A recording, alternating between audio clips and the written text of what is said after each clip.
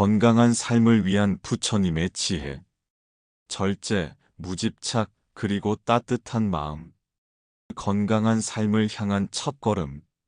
세상을 살아가다 보면 우리는 끝없는 욕망과 경쟁, 불안 속에 지치고 병들기 쉽습니다. 하지만 부처님께서는 그 근원을 외부가 아닌 내 안에 두셨습니다. 오늘 이 시간 여러분과 함께 절제와 무집착 그리고 따뜻한 나눔의 지혜를 되새기며 진정한 건강이 무엇인지 살펴보겠습니다. 현대를 살아가는 우리는 매일 수많은 선택의 기로에 서 있습니다. 더 많이 가지려 하고, 더 빨리 성취하려 하며, 때로는 자신의 한계를 넘어서까지 무언가를 추구하곤 합니다. 하지만 2500년 전 부처님께서는 이미 우리에게 말씀하셨습니다. 진정한 행복과 건강, 그리고 평안은 더 많이에서 오는 것이 아니라 적당함에서, 절제에서 온다고 말입니다. 오늘은 부처님의 가르침을 통해 절제된 삶이 어떻게 우리에게 참된 건강과 행복을 가져다 주는지, 그리고 우리가 일상에서 어떻게 이를 실천할 수 있는지 함께 살펴보겠습니다. 1. 절제된 삶이 곧 건강이다. 부처님께서는 먹는 것조차 바르지 않으면 마음도 흐트러진다라고 가르치셨습니다. 이 말씀에는 우리 몸과 마음이 어떻게 상호작용하는지를 꿰뚫는 깊은 지혜가 담겨 있습니다. 절제는 단순히 무엇을 참는다는 의미가 아닙니다. 내 안의 진짜 목소리, 진짜 필요를 분별해내고 그에 따라 행동하는 지혜로운 선택을 뜻합니다. 절제의 뜻과 필요. 현대인은 욕망의 홍수 속에서 살아갑니다. 더 맛있는 음식, 더 강렬한 자극, 더 빠른 성취를 좇느라 정작 몸과 마음은 지쳐버립니다. 부처님께서는 이와 같은 과도함이 우리를 병들게 한다고 보셨습니다. 절제란 그 과도함의 흐름 속에서 지금 이만큼이면 충분하다. 지금 내 몸이 진짜 원하는 것은 무엇인가? 라는 질문을 던질 줄 아는 능력입니다. 이 작은 멈춤이야말로 진정한 자유와 건강의 시작입니다. 몸과 마음의 조화. 음식, 잠, 일말, 감정 표현까지 우리는 하루에도 수백 가지 선택을 합니다. 과식은 소화를 방해하고 내장에 무리를 줍니다. 과음은 간과 신경계를 약화시키며 마음의 흐름을 어지럽힙니다. 과로는 면역력을 떨어뜨리고 스트레스를 증폭시킵니다. 과격한 말과 행동은 대인 관계에 상처를 남기고 내면의 평화를 훼손합니다. 부처님께서는 이 모든 과함이 결국 우리 자신을 해치는 독이라고 보셨습니다. 반면 적당한 양의 음식, 규칙적인 수면, 꾸준히 유지할 수 있는 가벼운 움직임, 온화한 말투와 자비로운 태도. 이 네 가지는 우리에게 진짜 생명력을 불어넣습니다. 절제는 생존을 위한 것이 아니라 삶의 질을 높이기 위한 필수 덕목이라고 부처님께서 강조하신 이유가 바로 여기에 있습니다. 절제의 기술 알아차림과 선택. 절제는 힘들게 억누르는 것이 아닙니다. 순간순간 알아차림이 있고 그 다음 선택이 있을 때 비로소 이루어집니다. 몸의 신호를 알아차린다. 허기가 아닌 습관적 공복을 구분한다. 진짜 졸림과 집중력 저하를 구분한다. 감각과 감정을 구분한다. 분노와 짜증이 올라올 때 그것이 진짜 위협인지 아니면 피곤함의 표출인지 살핀다. 한 걸음 물러서서 선택한다. 지금 이 음식이 나를 건강하게 할까? 이 감정 표현이 나와 상대 모두에게 도움이 될까? 부처님께서는 이렇게 살피고 선택하는 과정을 통해 우리가 불필요한 고통에서 벗어나도록 이끌어 주셨습니다. 절제의 실천 예시. 음식 절제. 매 끼니 접시의 80%만 채우고 식사 전후로 이 식사가 내 몸과 마음에 어떤 변화를 줄까? 스스로 물어보기.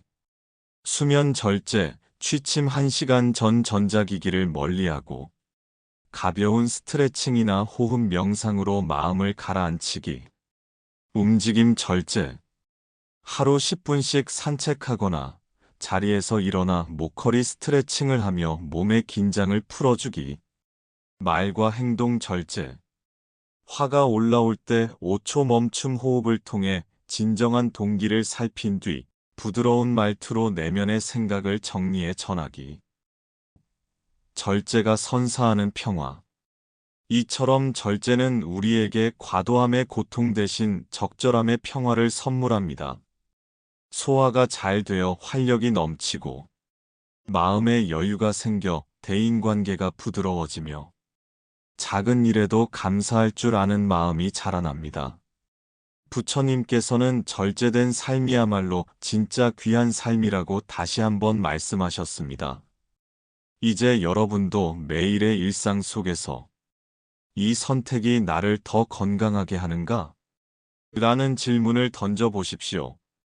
그 질문이 주는 작은 멈춤이 쌓여 몸과 마음 모두 맑고 튼튼해지는 길로 여러분을 이끌어 줄 것입니다. 성찰 질문. 내가 진정으로 필요 없는 것은 무엇인가? 나를 행복하게 만드는 작은 절제는 어떤 것인가? 2. 건강한 삶을 위한 부처님의 지혜. 우리는 흔히 건강을 몸의 상태로만 생각합니다. 혈압이 정상이냐, 체중이 알맞은가, 병이 없느냐. 물론 이것도 중요합니다. 그러나 부처님께서는 진정한 건강은 단지 질병이 없는 상태가 아니라 몸과 마음이 조화를 이루고 욕망으로부터 자유로운 상태라고 하셨습니다. 부처님께서는 고통의 원인이 되는 집착과 무지를 끊고 올바른 지혜로 삶을 바라볼 때 비로소 참된 평안, 즉 건강한 삶이 시작된다고 말씀하셨습니다. 건강은 욕심과의 거리에서 시작된다. 부처님께서는 어느 날 제자들에게 이렇게 말씀하셨습니다. 욕망은 마치 바닷물과 같아서 마실수록 더 갈증이 난다. 욕심은 끝이 없습니다. 더 맛있는 것, 더 빠른 치료, 더 완벽한 몸매, 더 젊어 보이게 하지만 이런 욕망은 우리를 진정 건강하게 해주는 것이 아니라 끊임없는 결핍감 속에 살게 만듭니다. 건강한 삶은 욕망을 채우는 것이 아니라 욕망을 다스리는 데서 비롯됩니다. 먹고, 자고, 일하고, 쉬고, 말하고, 듣는 모든 행위가 탐욕에서 나오면 마음은 끊임없이 소란스러워지고 그 소란은 곧 병이 되어 몸에도 나타납니다. 그렇기 때문에 부처님께서는 무소유가 가장 편안하다고 하셨습니다. 여기서 무소유란 아무것도 갖지 말라는 뜻이 아니라 갖고 있더라도 그것에 얽매이지 않는 마음의 자유를 의미합니다. 집착에서 벗어날 때 몸도 마음도 가벼워진다. 부처님의 또 다른 말씀 중에 이런 가르침이 있습니다. 어떤 것에도 집착하지 않으면 괴로움도 따라오지 않는다. 우리는 몸에 대한 집착, 외모에 대한 집착, 건강에 대한 불안에 휘둘립니다. 조금만 피곤해도 병이 날까 걱정하고, 몸이 조금 변하면 늙었다고 한숨 짓고, 누군가의 건강 비결을 들으면 내 몸은 그만큼 못하다고 불안해합니다. 그러나 이러한 마음이야말로 건강을 망치는 씨앗입니다. 집착은 늘 더 나아야 한다. 지금은 부족하다는 생각을 품고 있습니다. 그 생각이 우리를 불안하게 하고 그 불안은 몸을 긴장하게 하며 면역력과 자연 치유력을 떨어뜨립니다. 이와 반대로 지금 이 몸, 이 마음, 이 호흡에 머물며 감사할 수 있을 때 몸도 마음도 깊은 휴식을 얻고 스스로 회복의 길을 걷기 시작합니다. 마음이 건강하면 병도 달라진다. 현대의학에서도 이미 많은 연구가 마음과 건강의 상관관계를 밝혀내고 있습니다. 스트레스는 질병의 70% 이상을 유발하며 우울함과 분노는 면역 체계를 약화시킨다고 합니다. 하지만 부처님께서는 이미 2600년 전부터 말씀하셨습니다. 일체유심조. 모든 것은 마음에서 비롯된다. 우리가 질병을 진짜 고통으로 느끼는 이유는 그 병 자체보다도 그것에 대한 두려움과 저항 때문입니다. 이 병이 나를 망치지 않을까? 다시는 예전처럼 건강해지지 못하면 어떡하지? 이런 생각이 우리를 병든 사람으로 만들고 결국 현실로 그려냅니다.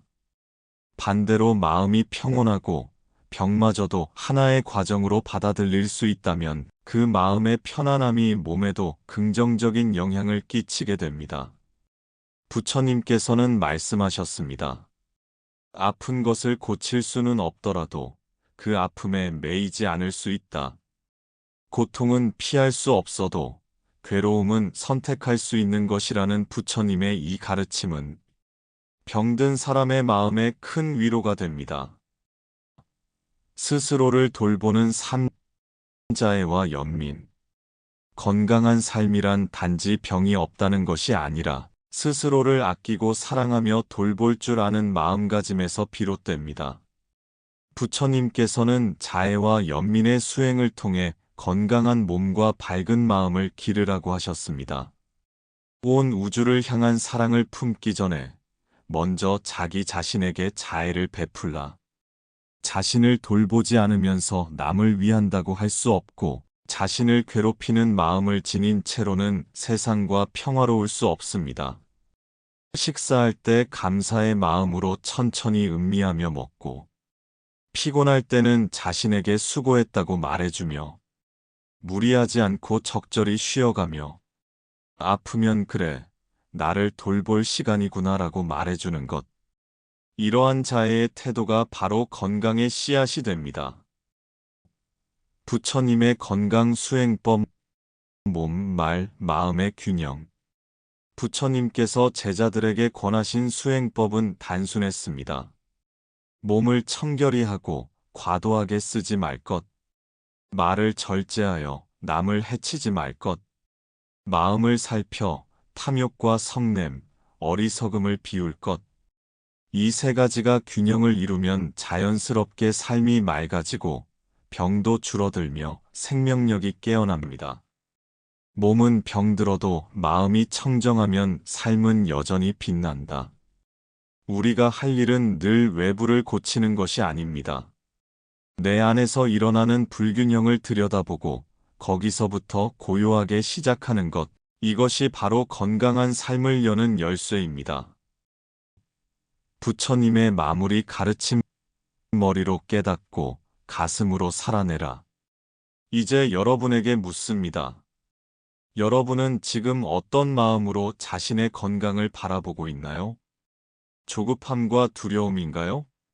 아니면 감사와 여유인가요? 부처님께서는 이런 말씀으로 우리를 일깨우십니다. 내 몸은 잠시 머물다 가는 여여한 그릇이요. 내 마음은 끊임없이 흘러가는 연기와 같다. 그 흐름을 억지로 붙잡지 말고 있는 그대로 사랑하라. 건강한 삶은 완벽한 몸을 갖는 데 있지 않습니다. 있는 그대로의 나를 인정하고 지금 이 순간을 온전히 살아내는 것, 그리고 그 안에서 자비로운 마음과 고요한 지혜를 길러가는 것이 진정한 건강의 길입니다. 3. 절제의 실천 방안. 음식, 술, 운동, 일의 균형. 부처님께서는 삶의 고통을 끊기 위해서는 단지 마음의 수행뿐만 아니라 생활 속에서 실천하는 절제의 지혜가 반드시 필요하다고 말씀하셨습니다. 절제란 단순히 억제하거나 참는 것이 아닙니다. 진정한 절제는 삶의 중심을 바로잡고 무엇이 내게 이롭고 무엇이 해로운지를 분별할 수 있는 지혜에서 나옵니다. 오늘은 여러분과 함께 삶 속에서 실천할 수 있는 4가지 영역의 절제, 음식, 술, 운동, 일에 대해 부처님의 말씀을 바탕으로 깊이 있게 나누고자 합니다. 음식 생명을 위한 공양, 욕망이 아닌 절제의 식사. 부처님께서는 음식을 공양이라 불렀습니다. 이는 단순한 섭취가 아니라 감사의 마음으로 생명을 이어가는 행위라는 의미입니다. 음식은 배를 채우기 위해 먹는 것이 아니라 수행을 돕기 위해 먹는 것이다. 우리는 너무 쉽게 먹고, 너무 많이 먹고, 너무 자주 먹습니다.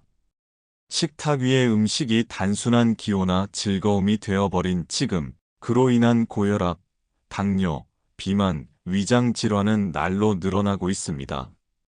부처님은 오히려 한 끼를 먹되 오롯이 마음을 담아 감사히 먹는 것을 권하셨습니다. 음식을 절제하는 세 가지 수행, 양의 절제, 배가 차기 전에 멈추는 습관, 시간의 절제, 일정한 시간에만 먹고 쓸데없이 군것질하지 않기, 마음의 절제, 먹을 수 있음에 감사하고 남의 것과 비교하지 않기, 먹는 것으로 인해 병들고 먹는 것으로 인해 수행이 흐트러진다. 따라서 음식은 욕망의 도구가 아니라 삶의 도구임을 기억하는 것이 절제의 시작입니다. 3-2. 술 기쁨을 주는 듯하지만 이성을 흐리는 것. 불교에서 5계 중 5번째 계율은 술을 마시지 말라입니다. 이 계율이 중요한 이유는 술 그 자체보다도 술이 마음을 흐리고 옳고 그름을 분별하지 못하게 만들기 때문입니다. 술은 모든 죄의 문을 연다. 술은 처음에는 즐거움을 주는 것처럼 다가오지만 그 뒤에는 반드시 후회와 고통이 따릅니다. 과음을 통해 가정이 무너지고 중독으로 삶이 망가지며 한순간의 실수로 인간관계가 깨집니다. 술을 끊는다는 것은 단지 입을 닫는 것이 아니라 지혜를 지키는 것입니다. 부처님께서는 말씀하셨습니다. 지혜로운 자는 기쁨을 외부에서 구하지 않고 스스로의 고요함 속에서 찾는다. 술을 절제하는 마음은 곧 자신을 지키는 자비의 실천입니다. 나의 이성을 지키고 나의 감정을 조절하며 타인에게 해를 끼치지 않는 길을 선택하는 것.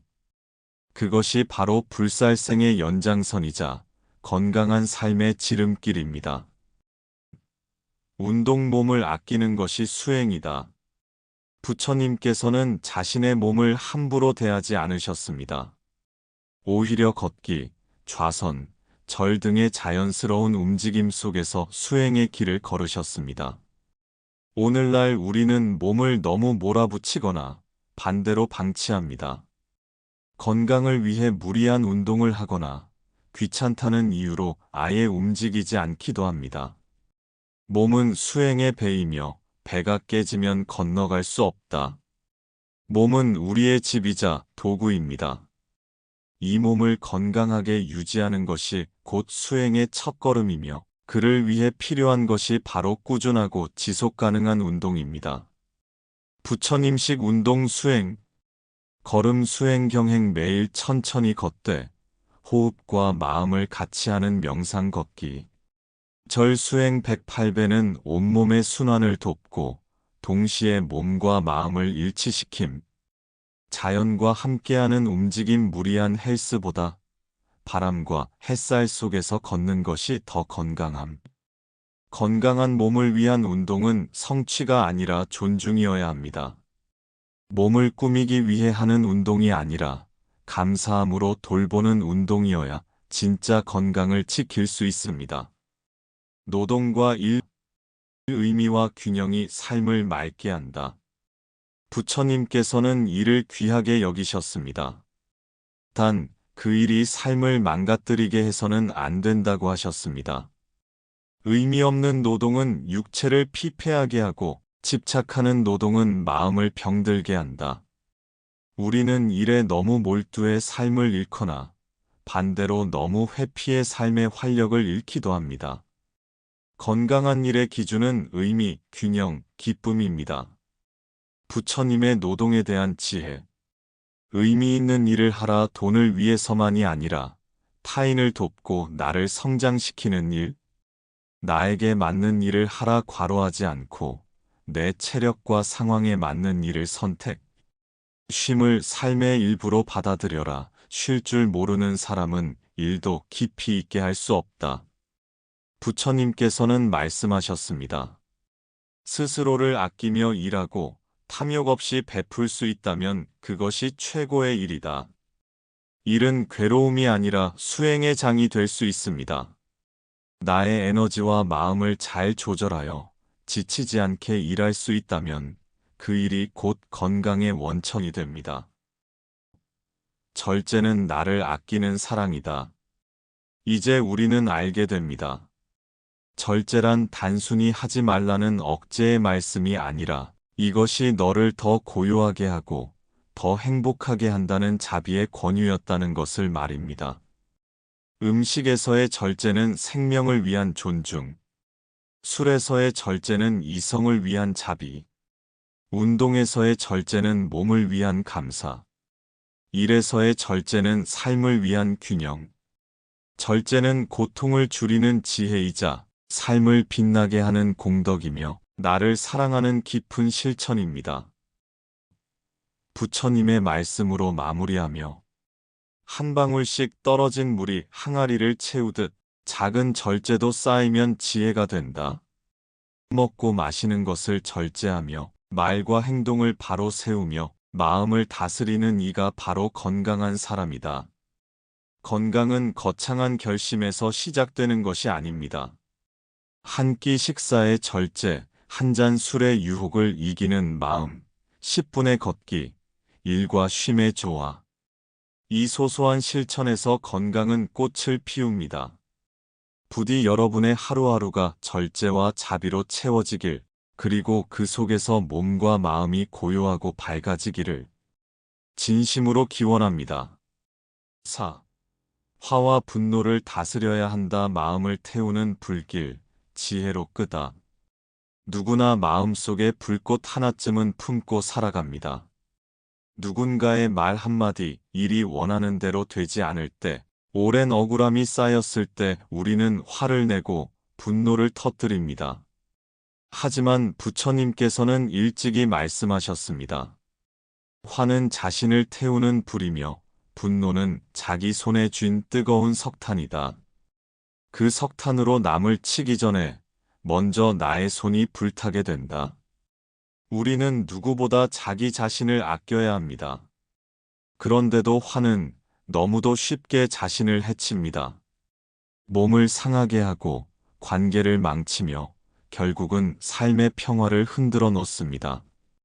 오늘은 이 분노라는 감정에 대해 부처님의 가르침을 따라 하나하나 짚어보며 우리가 어떻게 그 불을 다스리고 마음의 평화를 되찾을 수 있을지 이야기해 보겠습니다. 분노는 어디서 오는가? 내가 옳다는 고집에서. 분노의 뿌리는 대부분 자기 고집에 있습니다. 내가 옳고 네가 틀렸다는 생각, 내가 당연히 대우받아야 한다는 기대, 내 방식대로 되어야 한다는 욕망. 이 모든 것이 어긋날 때 우리는 화가 납니다. 그런데 곰곰이 생각해보면 그 기준은 진리가 아니라 단지 내 생각일 뿐입니다.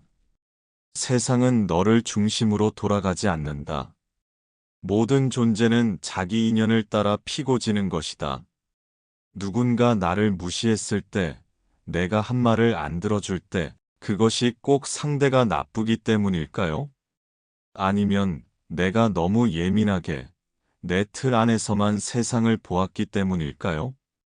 분노는 타인을 향한 감정 같지만 실은 나에 대한 집착에서 비롯된 것입니다. 부처님께서는 이렇게 말씀하셨습니다. 분노는 어리석음에서 생기고 어리석음은 집착에서 생긴다. 화를 참는 것이 아니라 내려놓는 지혜. 많은 사람들은 이렇게 말합니다. 화를 참아야지. 참고 또 참자. 하지만 화를 억누르는 것은 언젠가는 터질 폭탄을 땅에 묻는 것과 같습니다. 참는 것이 아니라 이해하는 것. 부처님께서는 말씀하셨습니다.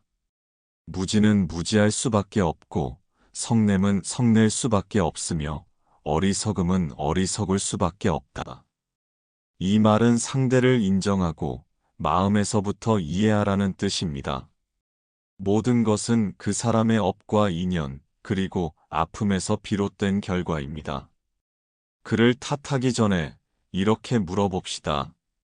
저 사람은 왜 그렇게 화를 냈을까? 그 말 뒤에는 어떤 두려움이나 상처가 있었을까? 이해는 분노를 중화시킵니다. 이해하는 순간 마음속의 불길은 서서히 가라앉습니다. 마치 찬 이슬이 아침 햇살 속에서 사라지듯 말입니다. 화는 건강을 해치고 관계를 망친다. 현대의학도 말합니다. 화를 자주 내는 사람은 위장병, 고혈압, 심장병에 걸릴 확률이 높고 면역력이 떨어지며 우울과 불면증에 시달리기 쉽습니다. 하지만 무엇보다 화는 가장 소중한 것, 사람과의 인연을 망가뜨립니다. 한 번의 분노로 오랜 신뢰가 무너지고 진심이 상처를 입으며 되돌릴 수 없는 말이 튀어나옵니다. 말은 화살과 같아서 한 번 놓아버리면 다시 되돌릴 수 없다. 이 세상에서 가장 후회되는 말은 대개 화를 참지 못해 내뱉은 말입니다. 가장 후회되는 행동도 대개 분노에 휘둘려 저지른 일입니다. 내 마음이 편하자고 낸 화가 결국은 내 삶을 더 힘들게 만든다는 사실? 이것을 기억하면 우리는 더 이상 화를 쉽게 허락하지 않을 수 있습니다. 분노를 다스리는 구체적인 방법. 그렇다면 어떻게 해야 화를 억누르는 것이 아니라 놓아줄 수 있을까요? 부처님의 가르침에서 그 구체적인 방법을 찾아봅니다. 1. 멈춤의 지혜. 첫 감정이 올라올 때 바로 멈추기. 화가 날 때 바로 말하거나 행동하지 마세요. 3초만 눈을 감고 3번만 호흡하세요. 입은 닫고 눈은 감고 귀는 열고 마음은 낮추어라. 이 짧은 멈춤이 평화를 지켜주는 지혜가 됩니다. 이 관찰의 지혜, 나는 지금 화가 났구나라고 알아차리기. 감정을 억누르지 말고 관찰하세요. 화가 올라오는구나. 가슴이 뜨거워지고 숨이 가빠지고 있구나. 이렇게 바라보는 순간 감정은 이미 절반이 사라집니다. 삼자비의 지혜 상대도 고통 중임을 이해하기. 화가 나는 상대를 바라보며 속으로 말합니다. 당신도 힘들었겠군요. 당신도 고통이 있었겠군요. 화를 낸 자를 미워하지 말고 그 마음 속의 외침을 보라. 이것이 바로 자비의 시작입니다. 내 마음을 치유하고 상대의 고통도 보듬는 부처님의 길입니다. 부처님의 말씀으로 화를 녹이다. 부처님께서는 법구경에서 분노에 대해 아주 명확히 말씀하셨습니다.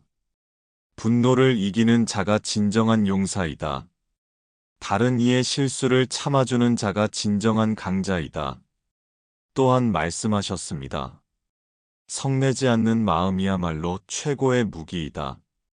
어떤 독한 말에도 흔들리지 않는 마음, 그것이 수행자의 길이다. 세상은 쉽게 바뀌지 않습니다. 사람들은 여전히 나를 오해하고 억울한 일은 여전히 생기고 내 뜻대로 되지 않는 순간은 반복됩니다. 그러나 내가 화를 내지 않고 마음을 다스릴 수 있다면 그 순간부터 세상은 나를 해할 수 없습니다. 나의 마음이 밝은 등불이 되어 내 삶을 비추기 시작합니다. 분노 위에 피는 연꽃. 화와 분노는 피할 수 없는 감정이지만 그 위에 피는 연꽃은 바로 자비와 이해입니다. 나는 나의 마음을 보호하기 위해 화를 다스립니다. 나는 소중한 사람들과의 인연을 지키기 위해 분노를 내려놓습니다.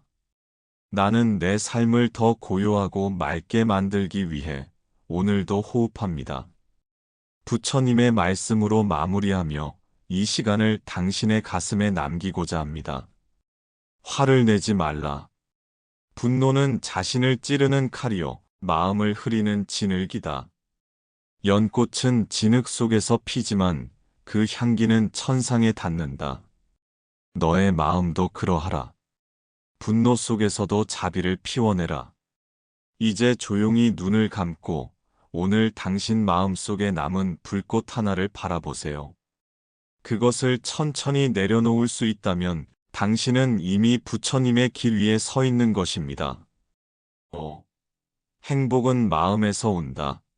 일체유심조의 삶. 당신은 지금 행복하신가요? 혹은 행복해지고 싶다고 생각하시나요? 사람들은 늘 바쁩니다. 더 많이 벌고, 더 나은 사람을 만나고, 더 좋은 집을 얻기 위해 애씁니다. 그러나 정작 가장 중요한 질문은 놓치고 살아갑니다. 나는 지금 마음이 편한가? 부처님께서는 행복의 근원은 마음에 있다고 말씀하셨습니다. 그것은 아주 간단하지만 삶을 송두리째 바꾸는 진리입니다. 모든 것은 마음에서 비롯되며 마음이 청정하면 말과 행동도 청정해진다. 마음이 괴로우면 세상도 괴롭고 마음이 평화로우면 세상도 평화롭다. 이것이 바로 부처님의 일체유심조의 가르침입니다. 세상의 모든 것은 오직 내 마음이 만든다는 이 지혜는 불행과 괴로움 속에서 벗어나는 열쇠가 됩니다. 세상이 복잡한 것이 아니라 마음이 복잡한 것이다. 많은 이들이 말합니다. 사는 게 너무 복잡해요. 일이 너무 많고 사람들도 너무 까다로워요. 스트레스 받을 일이 너무 많아요. 하지만 그 상황은 우리 모두가 공유하는 현실입니다. 왜 어떤 사람은 똑같은 상황에서 웃고 어떤 사람은 그 안에서 주저앉을까요? 그 차이는 마음을 바라보는 힘에 있습니다. 세상이 복잡한 것이 아니라 내가 복잡한 것입니다. 내가 바쁘고, 내가 조급하고, 내가 불안하니 세상이 복잡하게 보이는 것입니다. 마음을 다스린 자는 세상을 다스린 자와 같다. 부처님께서는 밖을 탓하지 말고 안을 살펴보라고 하셨습니다. 자신의 마음을 들여다보는 것, 그것이 진정한 수행의 첫걸음입니다. 불행도 행복도 결국 마음먹기에 달려 있다. 어떤 이는 아주 작은 일에도 감사하며 웃고, 어떤 이는 큰 복을 받고도 불평을 멈추지 않습니다. 그 이유는 단 하나. 행복은 상황이 아니라 해석에서 오는 감정이기 때문입니다. 한 마음이 괴로우면 모든 것이 괴롭고, 한 마음이 기쁘면 모든 것이 기쁘다. 부처님께서는 괴로움의 원인을 세상이나 타인이 아니라 탐욕, 분노, 어리석음이 일으키는 마음속의 반응에서 찾으셨습니다. 즉, 같은 현실 속에서라도 욕심이 많은 사람은 부족하다고 느끼고 성냄이 많은 사람은 모두가 자신을 해친다고 여기며 어리석은 사람은 자신이 괴로운 줄도 모릅니다. 하지만 자비롭고 이해심 깊으며 깨달은 사람은 그 속에서 고요를 보고 감사할 줄 알고 행복을 느낍니다. 행복은 소유의 문제가 아니라 해석의 문제입니다. 마음을 어떻게 쓰느냐가 인생을 결정한다. 사람들은 외적인 성공을 위해 얼마나 많은 시간과 노력을 들이는지 모릅니다. 그러나 정작 마음이라는 가장 중요한 도구는 방치한 채 살아갑니다. 마음은 도구이자 세상의 거울입니다. 당신이 어떻게 생각하느냐에 따라 같은 일이 축복이 될 수도 있고 고통이 될 수도 있습니다. 마음이 고요하면 모든 바람은 멈추고 마음이 어지러우면 모든 세상은 흔들린다. 예를 들어 어떤 사람이 나에게 무례한 말을 했을 때 저 사람은 날 무시했어라고 생각하면 상처가 됩니다. 저 사람도 오늘 힘들었겠지라고 생각하면 연민이 됩니다. 나는 왜 이렇게 반응하지? 라고 질문하면 수행이 됩니다. 한 생각이 세상을 바꿉니다.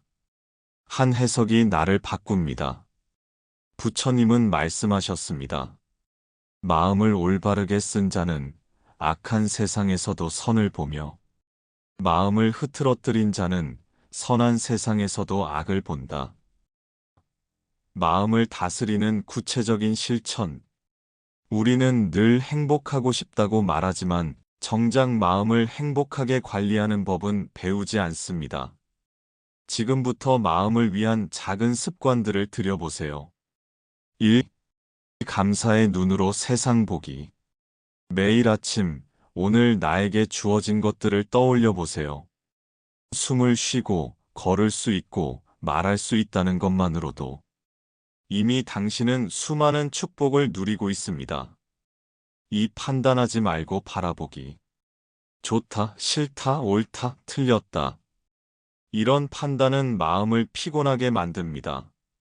그저 있는 그대로 바라보는 연습을 하세요. 봄이 오면 꽃이 피고 겨울이 오면 눈이 내릴 뿐이다. 3. 호흡하며 마음을 쉬게 하기. 숨을 들이쉬고 내쉬며 나는 지금 여기에 있다는 사실을 느껴보세요. 그 순간 당신의 마음은 과거도 미래도 아닌 지금 이 자리에서 평화를 얻게 됩니다. 부처님의 말씀으로 마음을 밝히다. 부처님은 마음에 대해 이렇게 말씀하셨습니다. 마음은 모든 것의 근본이요. 마음이 곧 세계를 만든다. 바른 마음을 가진 자는 천상에 있고 삿된 마음을 가진 자는 지옥에 산다. 또한 이렇게도 말씀하셨습니다. 마음은 바람과 같아 붙잡을 수 없고 마음은 거울과 같아 닦으면 밝아진다. 마음을 닦는 것이 곧 부처가 되는 길이다. 당신이 마음을 바꾸면 그 순간부터 세상은 조금씩 달라지기 시작합니다. 내가 더 따뜻하게 말하면 사람들의 반응도 따뜻해지고, 내가 더 이해하려고 노력하면 관계는 부드러워지고, 내가 미소 지으면 인생도 웃는 듯 보이게 됩니다. 행복은 내 바깥이 아니라 내 안에 있다. 우리는 행복을 어디서 찾고 있었을까요? 더 좋은 직장, 더 큰 집, 더 많은 돈, 더 잘해주는 사람에게서? 하지만 부처님은 묻습니다. 지금 너의 마음은 고요한가? 지금 너의 마음은 자비로운가? 지금 너의 마음은 만족하고 있는가? 이 세 가지의 예라고 말할 수 있다면 그 사람은 이미 가장 풍요롭고 가장 행복한 사람입니다. 이제 조용히 눈을 감고 마음속에 이렇게 말해봅시다. 내가 웃으면 세상이 웃고 내가 고요하면 세상이 고요해진다. 내가 오늘 나의 마음을 따뜻하게 안아줄 때 행복은 저 멀리서 오는 것이 아니라 바로 이 순간 내 안에서 피어난다. 6. 족함을 아는 삶. 진정한 부유함은 마음에 있다. 우리는 늘 더 많이, 더 크게를 원합니다. 더 좋은 집, 더 많은 돈, 더 높은 지위, 더 빠른 성공? 하지만 부처님께서는 이런 욕망이 진정한 부유함을 가리는 장막이라고 말씀하셨습니다. 부처님의 진리는 많은 것을 가지는 데 있지 않고 족함을 아는 마음을 갖는 데 있다. 족함을 아는 마음이란 무엇인가? 족함을 안다는 것은 현재 가진 것에 만족하며 감사하는 마음을 말합니다. 그 마음은 마음속의 평화의 샘이 되어 외부의 상황에 흔들리지 않는 단단한 행복을 선물합니다. 부처님께서는 이렇게 말씀하셨습니다. 욕심을 채우려는 마음은 끝이 없고 욕심을 버리는 마음은 영원하다. 욕심은 비어있는 독과 같습니다. 물을 부어도 채워지지 않고 넘쳐 흘러버립니다.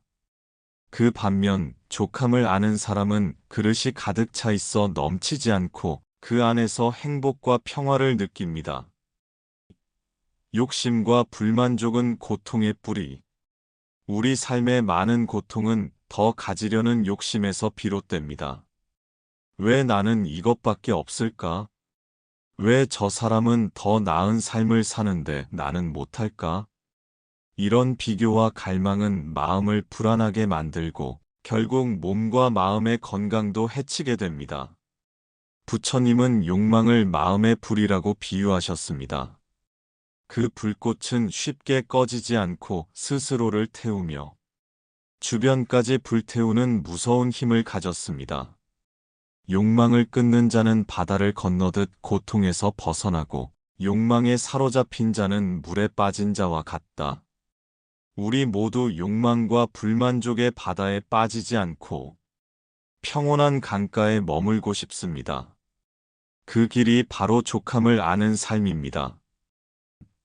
족함을 알면 삶이 얼마나 풍요로워지는가? 족함을 아는 순간 우리는 일상에서 작은 기쁨을 발견하게 됩니다. 아침에 눈을 뜨고 따뜻한 햇살을 느끼며 한 그릇의 밥을 먹을 수 있음에 감사할 줄 압니다. 부처님은 이렇게 말씀하셨습니다. 한 그릇의 밥에 만족하는 자는 진정으로 부유한 사람이다. 족함을 아는 사람은 더 이상 더 가지려는데 시간을 쓰지 않습니다. 대신 지금 가진 것에 감사하며 그것을 잘 지키고 기쁘게 누리며 살아갑니다. 이 마음이 바로 삶을 풍요롭고 아름답게 만드는 힘입니다. 만족과 감사가 스트레스를 줄이고 몸과 마음을 치유한다. 현대인들은 늘 스트레스에 시달립니다. 직장, 인간관계, 경제적 문제, 건강 문제까지. 이 모든 부담은 마음의 불평과 불만에서 비롯됩니다. 그러나 족함을 아는 마음은 스트레스를 녹이는 약과 같습니다. 내가 가진 것을 인정하고 감사하면 불안과 초조가 사라지고 마음이 가벼워집니다. 부처님께서는 행복한 삶을 위해 이렇게 권하셨습니다. 늘 가진 것을 헤아리고 감사하는 자에게 진정한 평화가 깃든다. 스트레스가 줄어들면 몸도 자연히 건강해집니다. 마음과 몸은 떨어질 수 없는 한 몸이기에 마음이 편안하면 몸도 편안해지는 것입니다. 진정한 부자는 마음의 부자이다. 돈과 물질이 많다고 행복하지 않습니다. 부처님은 진정한 부를 마음의 상태로 정의하셨습니다. 마음의 만족이 깃들면 세상 누구도 부럽지 않다. 진정한 부자는 돈이나 명예가 많은 사람이 아니라 마음의 평화와 기쁨이 가득한 사람입니다. 부처님은 우리의 마음을 이렇게 어루만지셨습니다. 외부의 것은 바람처럼 사라지나 마음의 부는 언제나 곁에 있다. 어떻게 족함을 연습할 것인가? 그렇다면 족함을 아는 삶을 어떻게 실천할 수 있을까요? 첫째, 지금 내가 가진 것에 집중하고 감사하는 시간 갖기. 매일 하루 중 5분만이라도 나는 지금 무엇을 가지고 있나? 그것들에 대해 감사한 마음을 느껴보자. 라고 스스로에게 말하는 것입니다. 둘째, 비교를 멈추고 자신의 길을 걷기. 남과 나를 비교하면 끝이 없습니다. 비교는 불행의 시작입니다. 부처님께서도 우리에게 자신의 발자국을 따라 걸으라고 하셨습니다. 셋째, 물질이 아닌 내면의 가치를 키우기. 부처님 말씀처럼 자비, 지혜, 절제, 그리고 평화로운 마음이야말로 진정한 부의 근원입니다. 부처님 말씀으로 마무리. 부처님께서는 우리에게 다음과 같은 말씀을 남기셨습니다. 마음에 만족하는 자는 세상 누구보다 부유하다. 욕심을 내려놓는 자는 영원한 평화를 얻는다. 그대여 세상에 의지하지 말고 마음 안에 의지하라. 그 마음이 흔들리지 않을 때 세상의 어떤 풍랑도 두렵지 않다. 지금 이 순간 나 자신에게 물어봅니다. 나는 지금 어떤 마음을 갖고 있는가? 나는 지금 얼마나 족함을 알고 감사하며 살아가고 있는가? 부디 그 대답이 평화와 만족일 수 있기를, 그리고 그 마음이 여러분의 삶을 아름답게 물들이기를 진심으로 바랍니다. 7. 넘쳐도 좋은 것들, 무죄칠시, 없어도 베풀고, 있어도 아낌없이 베푸는 7가지 보시. 넘쳐도 좋은 것들, 무죄칠시. 세상에는 돈이 없어도 베풀 수 있는 것들이 있습니다. 부처님께서는 그것을 무죄칠시라고 하셨습니다. 죄가 없는 7가지 보시라는 뜻입니다. 돈과 물질이 부족해도 누구나 베풀 수 있는, 그리고 아무리 많이 베풀어도 부족하지 않은 것들입니다.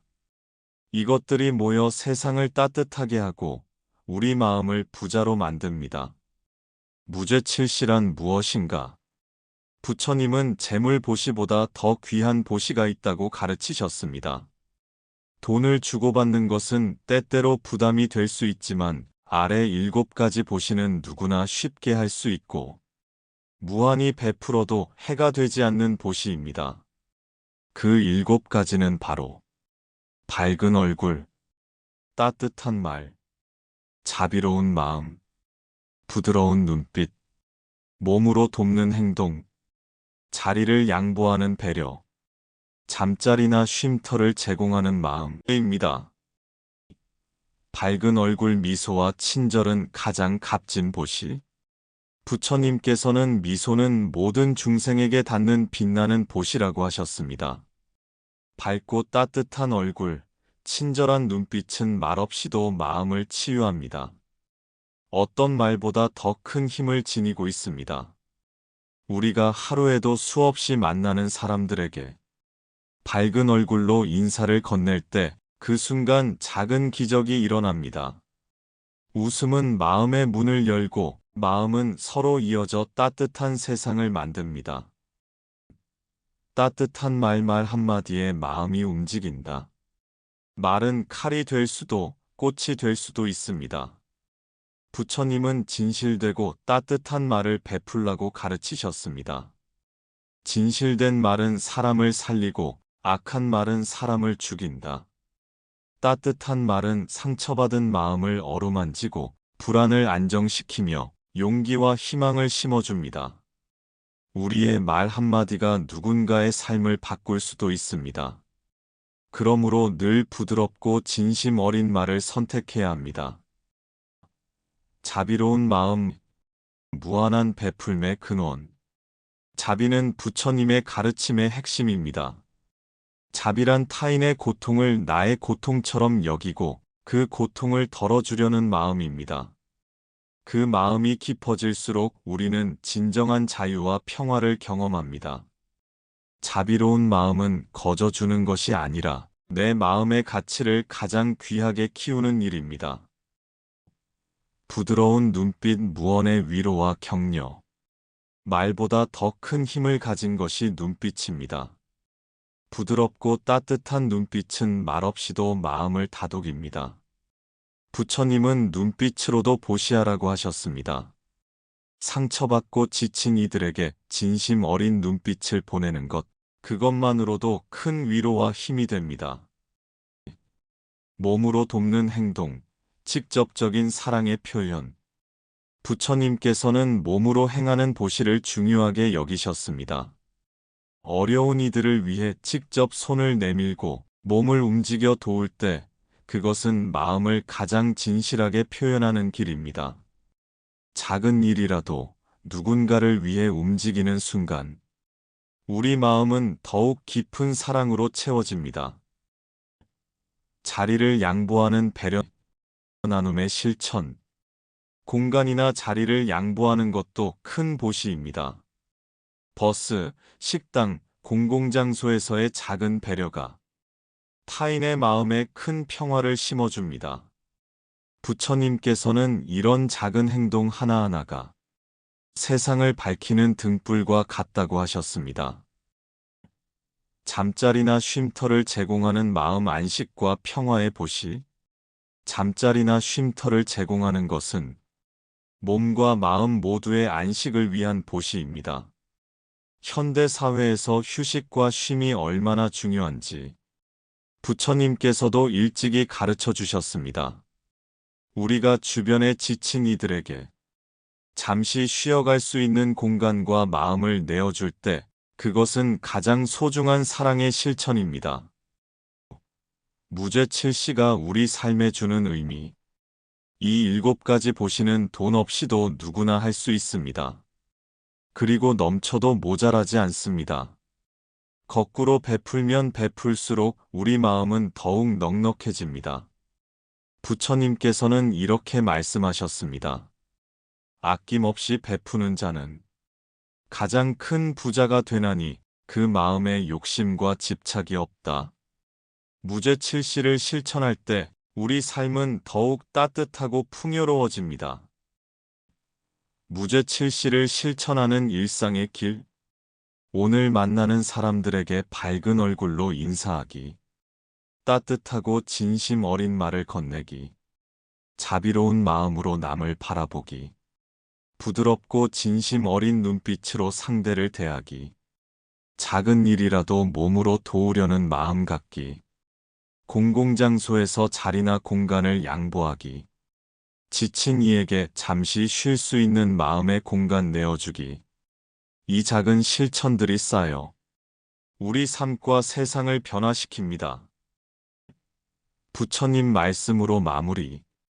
부처님께서는 베풀매 대해 이렇게 말씀하셨습니다. 무엇을 가졌든 무엇을 잃었든 아낌없이 주는 자는 영원한 행복을 누리리라. 베품은 받는 자와 주는 자 모두를 자유롭게 하는 길이다. 이제 우리는 무죄칠시를 통해 물질이 부족해도 마음의 부자로 살 수 있음을 깊이 깨닫습니다. 아낌없이 주고 또 받으며 서로에게 등불이 되는 삶, 그것이 부처님께서 우리에게 가르쳐 주신 진정한 사랑과 평화의 길임을 다시 한번 마음에 새겨봅니다. 감사합니다. 이 시간이 여러분의 삶에 평온과 기쁨을 더해주길 기원합니다.